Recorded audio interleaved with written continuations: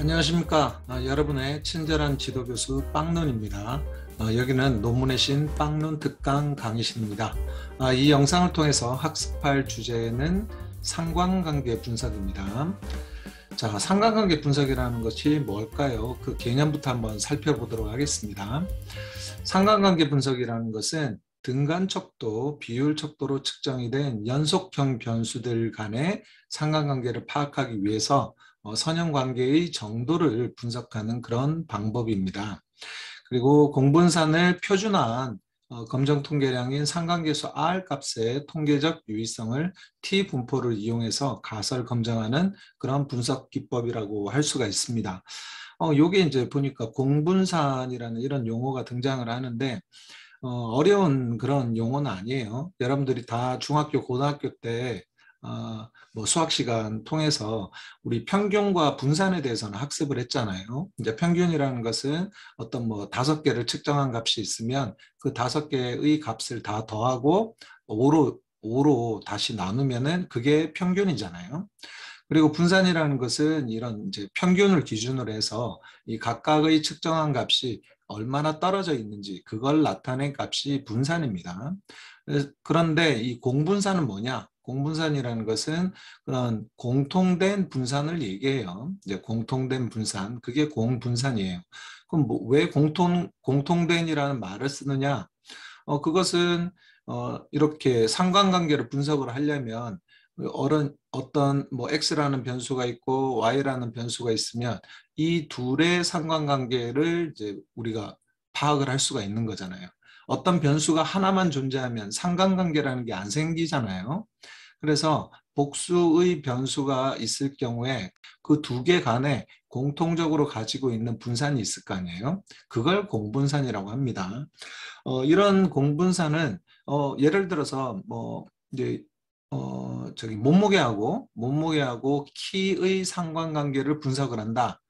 그랬을 경우에 몸무게는 어떻게 측정이 됩니까? 킬로그램으로 측정이 되죠. 단위가요. 그리고 키는 센티미터로 측정이 될 겁니다. 단위가 다르잖아요. 그렇기 때문에 이제 이 공분산을 그냥 이용하지 않고 이 공분산이 척도 크기에 의한 영향을 받지 않도록 이 각 변수를 그 변수의 표준편차로 나누어서 표준화시킨 변수값을 활용을 하는데 그걸 이제 표준화된 공분산이라고 불러요. 공분산을 표준화한 값. 그게 다른 말로 표현을 하자면 상관계수라고 부른다. 이 정도로만 이해를 하시면 되고 더 복잡한 것은 우리 통계 분석을 하는데 크게 필요하진 않으니까 이 정도만 이해를 하시면 되겠습니다. 그런데 여기에 제가 개념을 설명할 때 등장한 용어 중에서 제가 줄쳐놓은 부분요. 이 선형관계라는 것, 그리고 상관계수 R이라는가요? 이건 correlation이라는 이제는 상관성을 나타내는 영어에서 R자를 따온 겁니다. 이 상관계수 R과 선형관계는 우리가 좀 개념을 알 필요가 있어요. 그 개념을 잘 알면은 상관관계 분석뿐만이 아니라 향후에 이제 우리가 학습하게 되는 회귀 분석 뭐 이런 부분에 대해서도 정확하게 그 개념을 파악을 할 수가 있습니다. 그러니까 기초적 개념이 된다. 상관관계 분석과 회귀 분석을 회귀 분석의 어떤 메커니즘을 이해하는 데 있어서 기본적인 개념이기 때문에 이 부분은 제가 지금부터 또 상세히 한번 설명을 드리도록 하겠습니다. 자, 먼저 선형관계의 개념에 대해서 한번 살펴보도록 할게요. 예를 들어서 독립변수를 자존감으로 또 종속변수를 우울로 이렇게 설정을 해서 이걸 이제 설문조사를 만약에 했다라고 쳐요. 뭐 5점 리커트 척도로 만약에 조사를 했다. 그런데 조사 대상자가 총 10명이었다. 그러면 순번을 이렇게 매겨서 1번부터 10번까지의 조사 대상자가 각각이 점수를 이제는 설문지에다가 이렇게 이제 뭐 리커트 척도로 되어 있으면 체크를 할 거 아니에요. 응답을 할 거 아니에요. 독립변수에는 4점을 주고 종속변수 우울에는 2점을 준 사람이 뭐 1번이었다. 조사 대상자 1번이었다. 두 번째 조사 대상자는 만약에 독립변수의 자존감에는 2점을 체크하고 우울에는 3점을 체크했다라고 이렇게 이제 생각을 해보자고요. 가정을 해보자고요. 뭐 그런 식으로 쭉쭉쭉 이렇게 조사 대상자별로 이제 응답한 점수를 제가 이렇게 기재를 했습니다. 그리고 그걸 평균을 내니까 뭐 3.7점, 2.1점 뭐 이렇게 나올 수가 있겠죠. 이걸 만약에 그래프상으로 표현을 한다 그러면 자, 우리가 X축을 자존감이라고 두고요. Y축을 우울로 두면은 이게 이제 독립변수, 종속변수가 되는 거예요. 그리고 여기에 이제 각각의 칸마다 1점, 2점, 3점, 4점, 5점이라고 했을 때, 그리고 우울의 점수도 1점, 2점, 3점, 4점, 5점이라고 했을 때, 1번인 조사 대상자 1번인 사람의 이제 여기 순서상을 그래프에 표시를 할 수가 있겠죠. 점으로요. 이제 4점, 2점을 줬으니까 어디에 있죠? 여기가 자존감 4점이죠. 그리고 우울은 2점이 여기잖아요. 여기에다가 이렇게 점으로 우리가 표시를 할 수가 있을 거예요. 뭐 2번 조사 대상자는 어때요? 자존감이 2점이고 우울이 3점이니까 자존감 2점인 부분 그리고 우울이 3점인 부분 여기에다 점을 찍을 수 있겠죠. 그렇게 해서 제가 한번 쭉 점을 찍어 본 겁니다. 여기에는 이제 중복이 되는 건데 사실은 완전히 동그랗게 맞닿아야겠죠. 그래서 한 개인지 두 개인지 파악이 안 될 것 같아서 제가 조금 옆으로 비껴서 이렇게 표현을 했지만 사실은 여기 한 점에 두 개가 지금 찍혀 있는 거라고 볼 수가 있습니다. 만약에 이렇게 이제 점이 분포를 한다 그랬을 경우에 우리가 이렇게 가상의 선을 한번 그어보는 겁니다. 이제 요곳의 각각의 이제 평균값을 이용을 해서 여기서 여기까지 뭐 이제 떨어진 이 선에서부터 떨어진 값이 다 평균적으로 이제 합해 보니까 요런 이제 상상의 선이 그어질 수가 있게 되는 거잖아요. 이렇게 상상의 선을 딱 그어 봤을 때 그게 이제 근처에 이렇게 밀집해 있으면 이 선 근처에 밀집해 있을수록 상관관계가 그러니까 상관성이 높다 이렇게 우리가 해석을 하게 되는 겁니다. 그래서 선처럼 선형관계라는 것은 이런 이제 각각의 점들이 이런 우리가 조사한 조사 대상자의 이 자존감과 우울에 대한 값을 이렇게 그래프상에 표시를 했을 때 이 점들이 모여 있는 형태가 선에 가까운지 그걸 의미하는 겁니다. 선형 관계라는 것은요. 선형이란 말이 어려운 말이 아니에요. 우리가 그냥 일직선 할 때 그 선이에요. 선이고 이건 형태를 나타내는 형자잖아요. 그러니까 선형이라는 것은 선의 형태를 가지고 있는지 그걸 이제 우리가 파악해 보는 거고 결국 나중에 이제 우리가 또 학습하게 될 회귀 분석도 이런 선형 관계인지를 검증하는 분석 기법이다. 라고 이해를 하시면 되겠습니다. 그래서 상관관계 분석도 이런 선형관계의 정도를 파악하는 거니까 선형관계의 개념에 기초한 분석 방법이라고 할 수가 있는 거죠.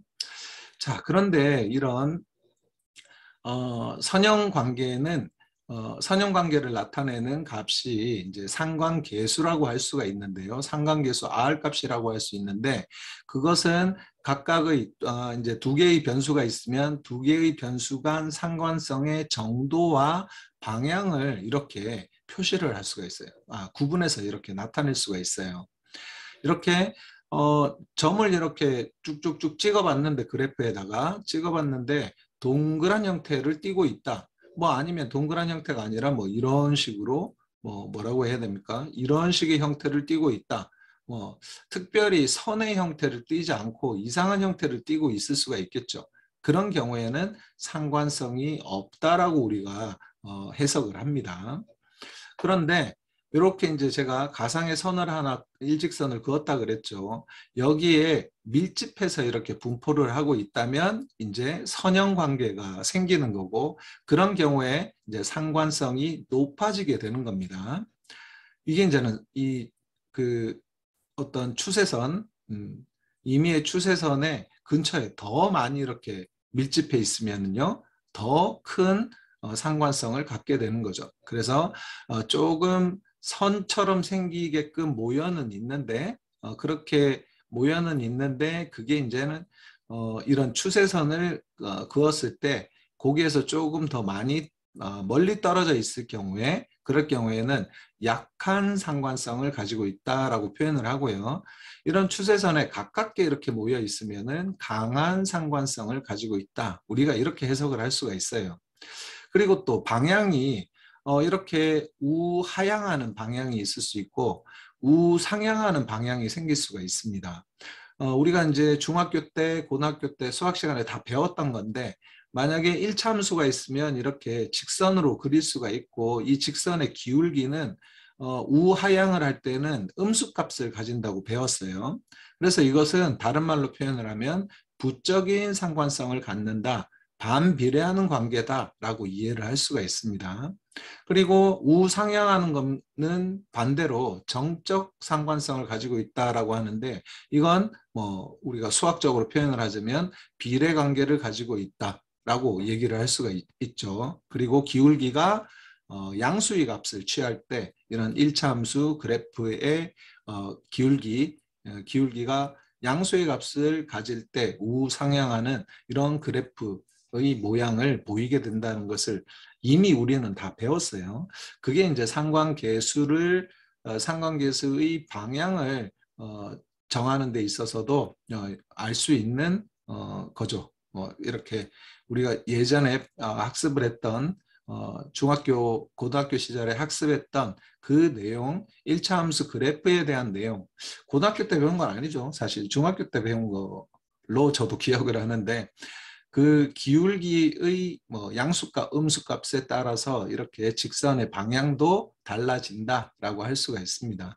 그러니까 비례관계, 반비례관계도 중학교 때 우리가 학습했던 내용인데 이런 거예요. x값이 이렇게 한 단위 증가를 하면 y값은 어떻게 돼요? 한 단위 감소하게 되죠. 한 단위가 아니라 아무튼 몇 단위가 될지는 모르지만 이 기울기의 뭐 크기에 따라서 더 경사가 급하면 y값이 더 많이 감소를 할 거고 완만하면 y값은 조금 덜 x값이 증가하는 것에 비해서는 y값이 덜 감소할 수 있겠지만 아무튼 이런 반비례 관계를 띠고 있을 경우에는 이제 부적 상관성을 말하는 겁니다. 반비례 관계가 부적 상관성인데 그런 경우에는 x가 증가하면 y는 감소하는 형태를 띠는 거죠.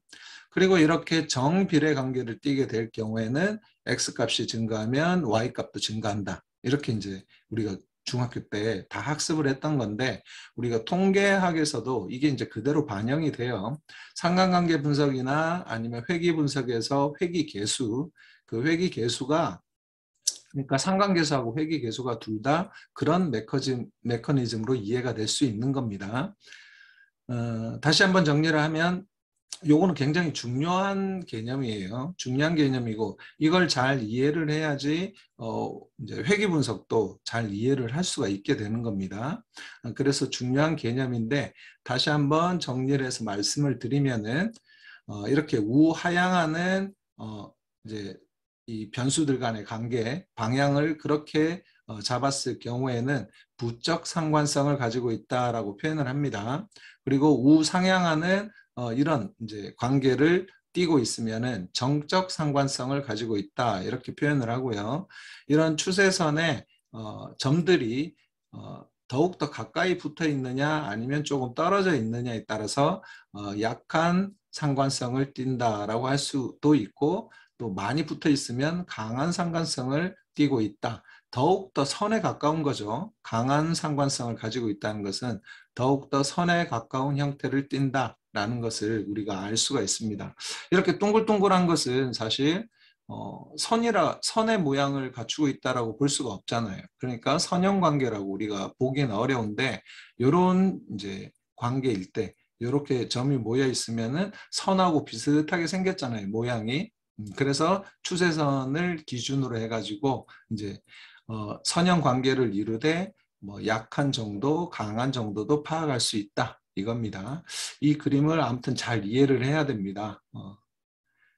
이 정도면 충분히 이해를 하셨을 거라고 생각을 하고 우리가 이제 상관관계 분석을 하게 되면 이렇게 상관계수 R 값이 이제 산출이 돼요. 그러면 그 R 값을 가지고 이제 우리가 상관관계 분석의 대상이 되는 두 가지 변수가 있겠죠. 두 개의 변수요. 이 두 개의 변수의 상관성이 어느 정도인지를 파악을 할 수가 있는 겁니다. 이 상관계수의 값은 마이너스 1에서 1까지의 값을 취해요. 그런데 그 상관계수의 절대값이, 그러니까 음수를 취할 수도 있으니까 절대값을 씌우면은 다 양수로 이렇게 도출이 되죠. 그 절대값이 이제 0.2 이하인 경우, 그런 경우에는 이 변수들 간에 상관관계 분석의 분석 대상이 된 두 변수들 간의 관계가 거의 없다, 이렇게 해석을 합니다. 0.2 이하면요. 그리고 0.2에서 0.4 정도의 값을 취하면 낮은 상관관계, 그리고 0.4에서 0.6이면 비교적 높은 상관관계를 갖고 있다라고 해석을 해요.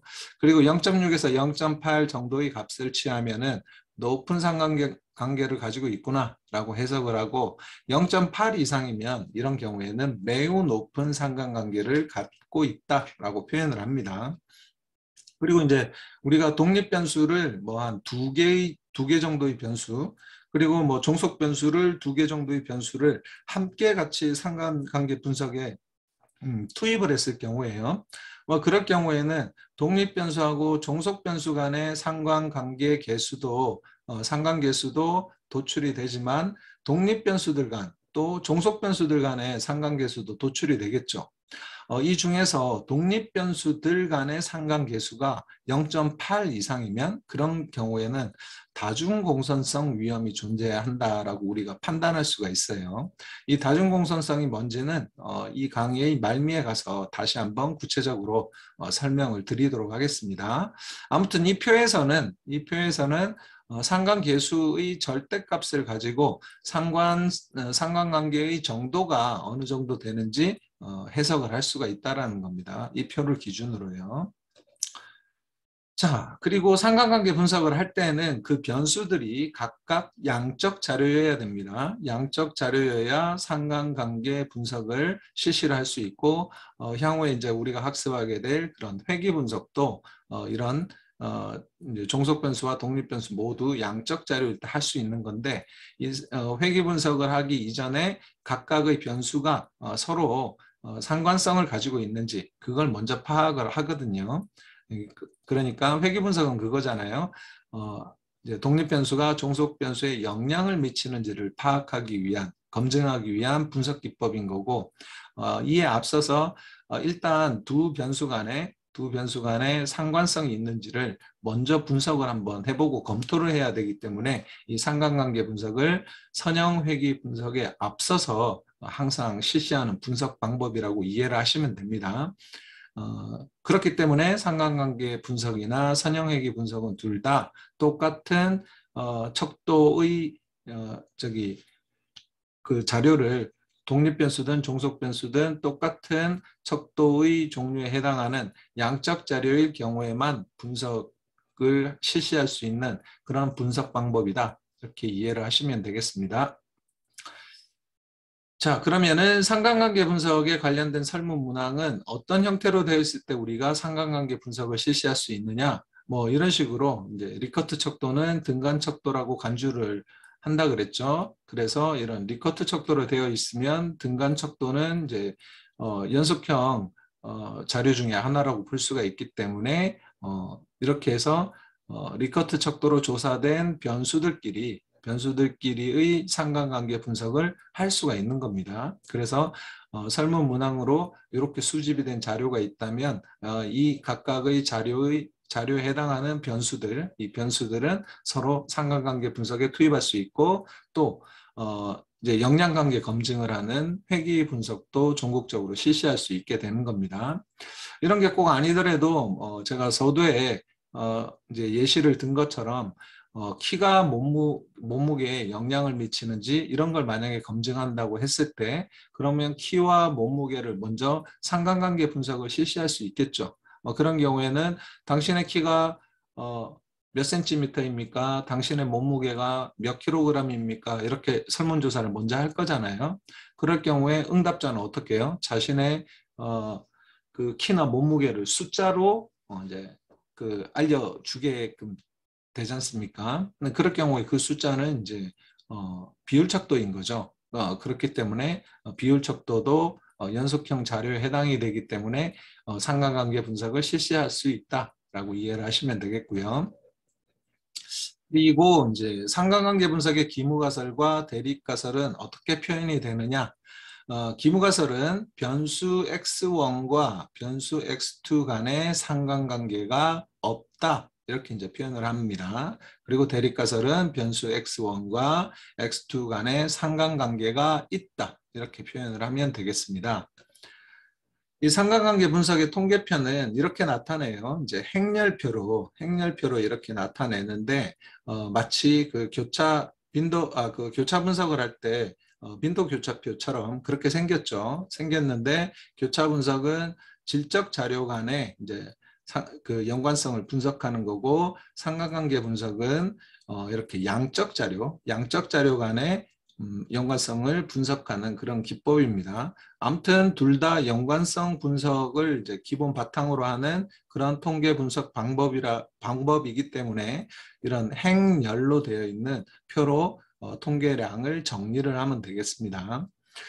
자, 그러면은 이런 통계편은 이렇게 정리를 하면 되는데 실제로 상관관계 분석을 실습을 해보고 거기에서 산출된 통계량 표를 가지고 우리가 논문에 이런 형식으로 통계표를 어떻게 반영하는지 또 학습을 해보겠습니다.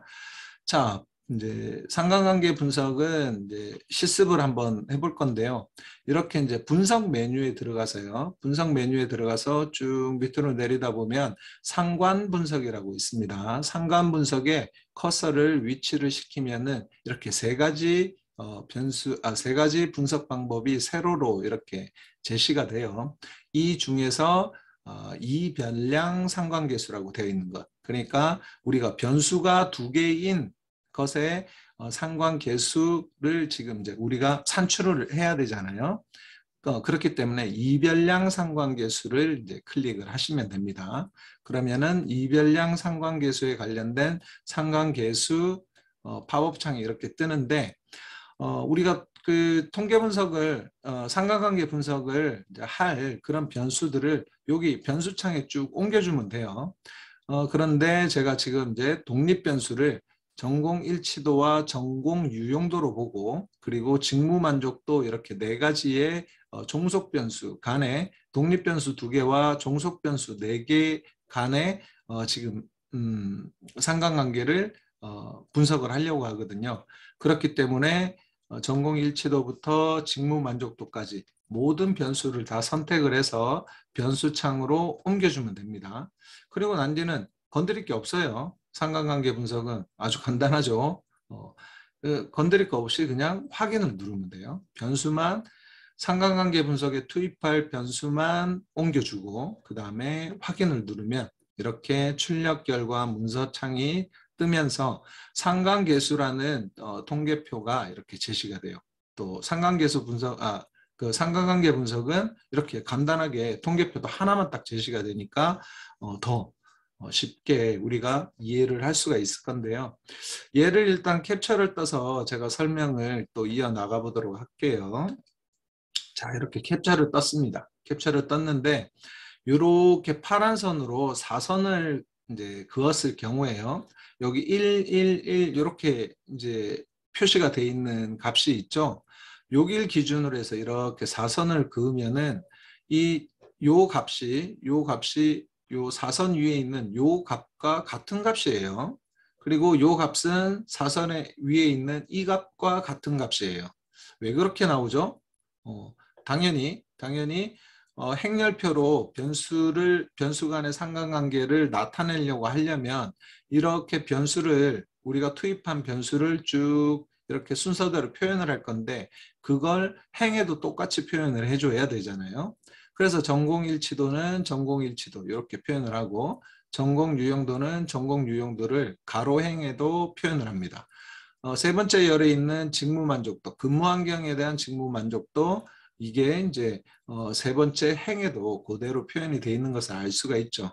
그렇기 때문에 이 전공 일치도하고 전공 유용도는 전공 일치도하고 전공 유용도 이 값하고 이 값이 그러니까 같을 수밖에 없는 거겠죠. 그렇기 때문에 우리가 상관관계 분석표, 상관관계 분석에 대한 통계표를 제시를 할 때는 위쪽은 그냥 이렇게 비워두는 거예요. 이렇게 비워두는 거고, 비워두면 되는 건데, 예전에 에피소드를 하나 말씀을 드리면 누가 이제 통계 분석을 의뢰를 해서 제가 분석을 해서 이 결과표를 통계표로 작성을 해서 보내드린 적이 있는데, 그분이 연락이 와서 이러는 거예요. 왜 상관관계 분석 결과가 위에는 이렇게 빈칸으로 있냐고, 이거 뭐 실수 아니냐고, 그런 얘기를 제가 들은 적이 있는데, 실수 아닙니다. 근데 위에는 똑같은 값이기 때문에 여기 있는 값을 이제 거꾸로 이렇게 뒤집어 보면은 여기에 그대로 들어가잖아요. 그래서 그냥 중복해서 표현할 필요가 없기 때문에 위쪽 삼각형 부분에는 값을 기재를 하지를 않습니다. 자, 그러면 통계 분석 결과를 논문에다가 반영하는 통계표에 어떻게 옮기는지 그 부분을 간단히 또 설명을 드릴게요. 이렇게 이제 상관계수 표를 이제 출력 결과 문서로 받았을 때 여기에 나와 있는 피어슨 상관계수라고 되어 있는 요게 상관계수 값이에요. 상관계수 R 값인데 요 값을 통계표에 여기다 이렇게 옮겨주면 되는 겁니다. 피어슨 상관계수의 값을 옮겨주면 되는 거고, 그리고 밑에 보면 유의 확률 값이 나와 있죠. 이 유의 확률 값을 보면서 그 다음에 여기 이제 확률주에 맞춰서 0.000이면은 별표 3개를 이렇게 부여를 하면 되는 겁니다. 요 분석 결과에서는 각각의 변수마다 다 상관계수가 이제 유의한 것으로 또 99.9% 유의 수준에서 다 유의한 것으로 나타났기 때문에 별표를 3개를 다 부여한 것을 알 수가 있습니다. 자, 이렇게 아무튼 논문에 반영하기 위한 통계표는 작성을 하면 되는 거고요. 마지막으로 이제 상관관계 분석 결과를 해석을 해서 논문에 반영을 할 때 이제 유의해야 될 점을 간단히 말씀을 드릴게요. 조금 학위 청구 논문을 보면서 제가 좀 느끼는 부분은 뭐냐면 이 상관관계 분석 결과를 제시를 할 때 그 이제 뭐 결과를 통계표로 제시하고 해석 내용을 이제 적을 때 조금 오류를 범하는 경우가 있습니다. 어떤 오류를 말씀을 드리는 거냐면 여기 보면 전공 일치도, 전공 유용도를 제가 이제 독립 변수로 보겠다고 했죠. 그리고 직무 만족도 4가지 변수를 이제 종속 변수로 본다고 했을 때 이 독립 변수들 간의 상관관계에 대한 내용은 언급할 필요가 없어요. 그러니까 우리가 이 독립 변수가 종속 변수와 어떤 상관성을 갖고 있는지 그걸 알고 그걸 토대로 해서 나중에 이제 행하게 될 분석 기법인 회귀 분석을 할 때 참고를 하려고 하는 거잖아요. 회귀 분석은 독립 변수가 종속 변수에 미치는 영향을 검증하는 거잖아요. 독립 변수가 독립 변수에 미치는 영향을 검증하는 건 아니지 않습니까? 그런데 상관관계 분석을 하면 모든 변수를 이렇게 투입을 해서 이제 상관계수가 산출이 되다 보니까 우리가 이제 통계표를 이렇게 논문에다 반영을 해놓고 독립 변수와 독립 변수 간의 상관계수가 얼마가 나왔다 뭐 이런 것도 다 적는 거예요, 논문에다가. 그럴 필요까지는 없다라는 겁니다. 그래서 독립 변수와 종속 변수 간의 상관관계 분석 결과만 언급을 하면 됩니다. 그래서 이 통계표를 기준으로 할 때는 전공일치도가 독립 변수니까 전공일치도와 직무만족도 4개 변수 간의 상관관계, 그리고 전공 유용도와 직무만족도 4개 변수 간의 상관관계에 대해서만 언급을 해주면 되는 겁니다. 독립 변수끼리 또는 종속 변수끼리, 그러니까 직무만족도 근무환경 을 직무 만족도 근무 시간과의 상관계수를 뭐 언급할 필요는 없는 거예요. 독립 변수와 종속 변수 간의 상관관계만 언급을 해주면 되고 독립 변수들끼리 또는 종속 변수들끼리의 상관계수는 도출된 상관계수는 언급할 필요가 없다. 다만 독립 변수들 간 상관계수가 만약에 0.8 이상일 경우에요. 이럴 경우에는 독립 변수들끼리의 상관계수가 0.8 이상이면 다중공선성 문제가 발생할 가능성이 있어요. 그렇기 때문에 이에 대해서는 이제 추가 언급을 할 필요가 있는 거죠. 여기에서는 지금 전공일치도와 전공유용도 간에 상관계수가 얼마로 나왔습니까? 0.845로 굉장히 높게 나왔죠. 이런 경우에는 전공일치도와 전공유용도가 다중공선성 문제에 휘말릴 수가 있는 겁니다. 다중공선성이 뭐냐면요. 그 개념을 살펴보면 이 독립 변수들 간의 상관성이 너무 높아서 회귀계수의 분산을 크게 만드는 문제가 생겨요. 그러므로 인해 가지고 회귀분석 시에 추정회귀 개수를 믿을 수 없게끔, 신뢰할 수 없게끔 만드는 그런 문제가 다중공선성이라고 할 수 있는데, 이런 다중공선성 문제가 발생을 하면 여러 가지 방법으로 해결을 하고 난 뒤 회귀분석에 재투입을 해야 됩니다. 투입 변수를요. 그래서 이런 다중공선성 문제가 발생하는지 여부를 회귀 분석을 할 때는 꼭 검증을 하게끔 되어 있는데, 사전 검증을 하게끔 되어 있는데, 이런 부분과 관련을 해서 상관관계 분석 결과를 제시를 할 때는 원칙적으로는 독립변수와 종속변수 간 상관관계 분석 결과만 언급을 하는데, 독립변수들 간의 상관계수가 0.8 이상이면 다중공선성 문제가 발생할 가능성이 있기 때문에 회귀 분석을 통해서 그 다중공선성 관련된 통계량을 살펴보겠다. 그런 내용을 이제 추가를 해줄 필요가 있다 이겁니다. 자, 이상으로 상관관계 분석에 대한 강의는 마치겠습니다.